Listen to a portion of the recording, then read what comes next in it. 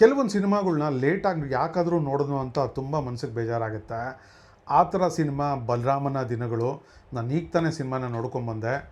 ನೋಡಿದ್ದು ಲೇಟ್ ಆಗಿರ್ಬೋದು, ಬಟ್ ತುಂಬಾ ಸಮಾಧಾನ ಕೊಟ್ಟಿದೆ, ತುಂಬಾ ಖುಷಿ ಕೊಟ್ಟಿದೆ ಸಿನಿಮಾ ನೋಡಿ. ಈ ಥರ ಸಿನಿಮಾ ಮಾಡಿದಾಗ 4 ಜನಕ್ಕೆ ಹೋಗಿ ಗುರು ಒಳ್ಳೆ ಸಿನಿಮಾ ಬಂದಿದೆ ನೋಡು ಅಂತ ಹೇಳ್ತೀವಿ.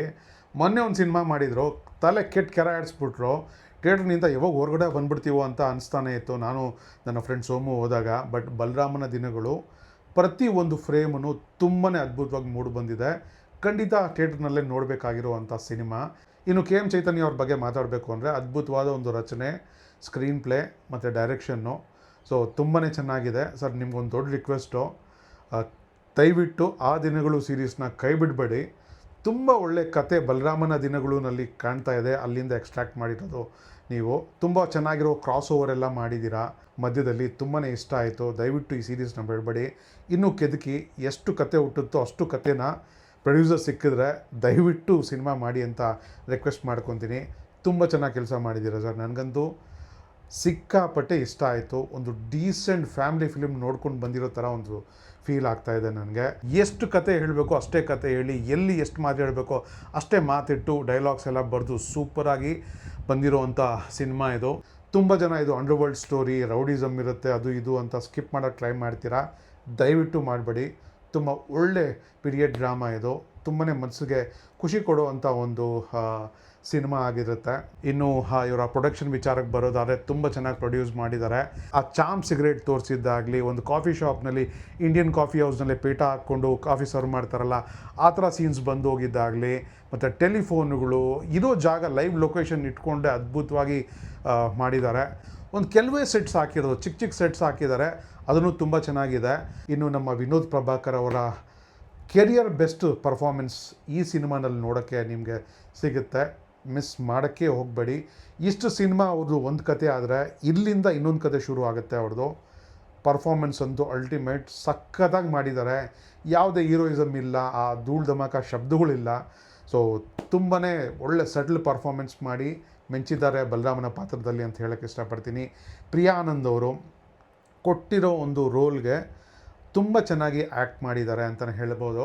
ಸೊ ಅವರ ಒಂದು ಹಾಡುಗಳಲ್ಲಿ ಬರುವಂಥ ಸೀನೆಲ್ಲ ತುಂಬಾ ಚೆನ್ನಾಗಿ ಒಂದು ಕಾಣಿಸುತ್ತೆ. ಪ್ರತಿಯೊಬ್ಬರ ಪರ್ಫಾರ್ಮೆನ್ಸು ತುಂಬಾ ಚೆನ್ನಾಗಿ ಬಂದಿದೆ. ಆಶೀಶ್ ವಿದ್ಯಾರ್ಥಿ ಅವ್ರದ್ದು, ಅತುಲ್ ಕುಲಕರ್ಣಿ ಅವ್ರದ್ದು, ಸ್ಪೆಷಲ್ ಮೆನ್ಷನ್ನು ವಿನಯ್ ಗೌಡ ಅವ್ರದ್ದು ಸಖತ್ತಾಗಿ ಮಾಡಿದ್ದಾರೆ ಒಬ್ಬ ತಮಿಳಿಯನ್ ಕ್ಯಾರೆಕ್ಟರ್ನಲ್ಲಿ. ನನಗಂತೂ ಅವರ ಪರ್ಫಾರ್ಮೆನ್ಸ್ ಸಿಕ್ಕಾಪಟ್ಟೆ ಇಷ್ಟ ಆಯಿತು. ಇನ್ನು ವೇಣು ಅವರ ಕ್ಯಾಮ್ರಾ ವರ್ಕ್, ಇರೋ ಒಂದು ಲೈವ್ ಲೊಕೇಶನ್ಗಳಲ್ಲಿ ಆ 80s 90s ಏನು ಟಚ್ ಕೊಡಬೇಕೋ ಅಷ್ಟೂ ಒಂದು ಫೀಲ್ ಮಾಡೋ ಥರ ಒಂದು ಕ್ಯಾಮ್ರಾ ವರ್ಕ್ ಇದೆ. ಮೊನ್ನೆ ಒಂದು ಸಿನಿಮಾ ಬಂದಿತ್ತು, ಅದು ಒಂದು ಅಂಡರ್ವರ್ಲ್ಡ್ ಸಿನಿಮಾ ಪೀರಿಯಡ್ ಡ್ರಾಮಾ ಅಂತ ಎಲ್ಲ ಹೆಸರಿಟ್ಬಿಟ್ಟು ರಾವಡಿ ಮಾಡಿಬಿಟ್ಟಿದ್ರು ಅಂತಲೇ ಹೇಳೋಕ್ಕೆ ಇಷ್ಟಪಡ್ತೀನಿ.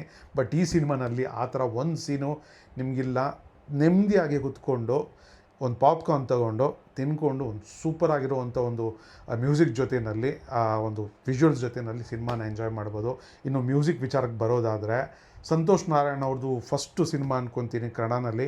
ಇದಕ್ಕೆ ಮುಂಚೆ ಮಾಡಿದ್ದಾರೆ ಏನೋ ನನಗೆ ಗೊತ್ತಿಲ್ಲ, ಬಟ್ ಅದ್ಭುತವಾದ ಆ ಹಾಡುಗಳು ಪ್ರತಿಯೊಂದೂ ತುಂಬಾ ಸೂಟ್ ಆಗಿದೆ ಕತೆಗೆ ಅಂತ ಹೇಳೋಕ್ಕೆ ಇಷ್ಟಪಡ್ತೀನಿ. ಸೊ ಖಂಡಿತ ಈ ಸಿನಿಮಾನ ನೀವಿನ್ನೂ ಹೋಗಿ ನೋಡಿಲ್ಲ ಅಂದರೆ ದಯವಿಟ್ಟು ನೋಡಿ. ಕನ್ನಡ ಸಿನಿಮಾಗಳಿಗೆ ತುಂಬಾ ಸಪೋರ್ಟ್ ಬೇಕಾಗುತ್ತೆ. ಈ ಥರ ಒಂದು ಒಳ್ಳೆ ಸಿನಿಮಾ ಬಂದಾಗ ಸಪೋರ್ಟ್ ಮಾಡಬೇಕಾಗಿರೋದು ನಿಮ್ಮ ಕರ್ತವ್ಯ ಆಗಿರುತ್ತೆ. ದಯವಿಟ್ಟು ಸಪೋರ್ಟ್ ಮಾಡಿ ಅಂತ ಕೇಳ್ಕೊತೀನಿ. ಇನ್ನು ಕತೆ ಬಗ್ಗೆ ಹೇಳಬೇಕು ಅಂದರೆ ನಾನು ಜಾಸ್ತಿ ಹೇಳೋಕ್ಕೆ ಹೋಗೋದಿಲ್ಲ. ಇದು ಬೆಂಗಳೂರು ಅಂಡರ್ವರ್ಲ್ಡ್ ಬೇಸ್ಡ್ ಕತೆ.